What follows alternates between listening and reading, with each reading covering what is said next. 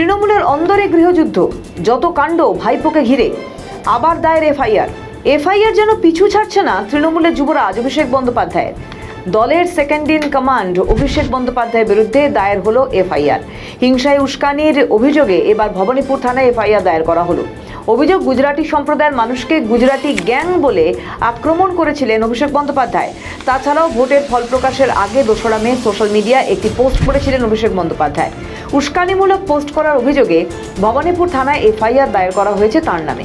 সাম্প্রদায়িক সম্প্রীতি নষ্ট, উস্কানিমূলক মন্তব্য উল্লেখ করে একাধিক জামিন অযোগ্য ধারায় ভবানীপুর থানায় এফআইআর দায়ের করা হয়েছে। সূত্রে খবর বলছে যে অভিষেক বন্দ্যোপাধ্যায়ের বিরুদ্ধে সম্প্রতি একটি লিখিত অভিযোগ দায়ের করেছিলেন ভবানীপুরেরই এক বাসিন্দা অর্ণবকান্তি দাস। সেখানে তিনি উল্লেখ করেছিলেন, 2রা মে ফল প্রকাশের আগে অভিষেক বন্দ্যোপাধ্যায় তার একটি পোস্টে গুজরাটি সম্প্রদায়কে নিয়ে বেশ কিছু অবমাননাকর মন্তব্য করেন। সেই মন্তব্যকে কেন্দ্র করে সাম্প্রদায়িক অশান্তি, এলাকায় অশান্তি তৈরির চেষ্টার মতো গুরুতর কিছু অভিযোগ তিনি অভিযোগপত্রে লিখেছিলেন। সেই পরিপ্রেক্ষিতে 2টি জামিন অযোগ্য ধারায় এফআইআর দায়ের করা হলো গতকাল অভিষেক বন্দ্যোপাধ্যায়ের বিরুদ্ধে। ইতিমধ্যেই তদন্ত শুরু করেছে পুলিশ। এর আগে বিধাননগর থানায় এফআইআর দায়ের হয়েছিল অভিষেক বন্দ্যোপাধ্যায়ের নামে। আর এবার একাধিক জামিন অযোগ্য ধারায় অভিষেক বন্দ্যোপাধ্যায়ের নামে ভবানীপুর থানায় এফআইআর দায়ের হলো। ভোটের ফলাফল প্রকাশের 2 দিন আগে নিজের এক্স হ্যান্ডেলে একটি পোস্ট করেন অভিষেক বন্দ্যোপাধ্যায়। 2রা মের ওই পোস্টে তিনি লেখেন, আপনাদের ওই বাংলা বিরোধী গুজরাটি গ্যাং এবং তাদের হাতের পুতুল জ্ঞানেশ কুমারের আমার ডায়মন্ড হারবার মডেলের সামান্য আঁচড় কাটতেও 10 জন্ম যথেষ্ট হবে না। তোমার যা কিছু আছে সব নিয়ে এসো। আমি গোটা ভারতকে চ্যালেঞ্জ করছি, ফলতায় আসুন। তোমাদের সবচেয়ে শক্তিশালী দিল্লি থেকে কোনো গডফাদারকে পাঠাও। যদি তোমাদের সাহস থাকে তবে ফলতায় নির্বাচনে লড়ে দেখাও। অভিযোগকারী অর্ণবকান্তি দাস বলেন, তিনি ছোট থেকে এই পাড়ায় বড় হয়েছেন। এখানে যেমন বাঙালিরাও রয়েছেন তেমন গুজরাটিরাও রয়েছেন। তার সামাজিক পরিস্থিতি নিয়ে যথেষ্ট ওয়াকিবহল, শিক্ষিত এবং তাদের অবদানও প্রচুর। 2026 সালে আর তৃণমূল সরকারে রইল না, কিন্তু ভোটের ফলাফল যদি অন্যরকম হতো তাহলে কি হতে পারত।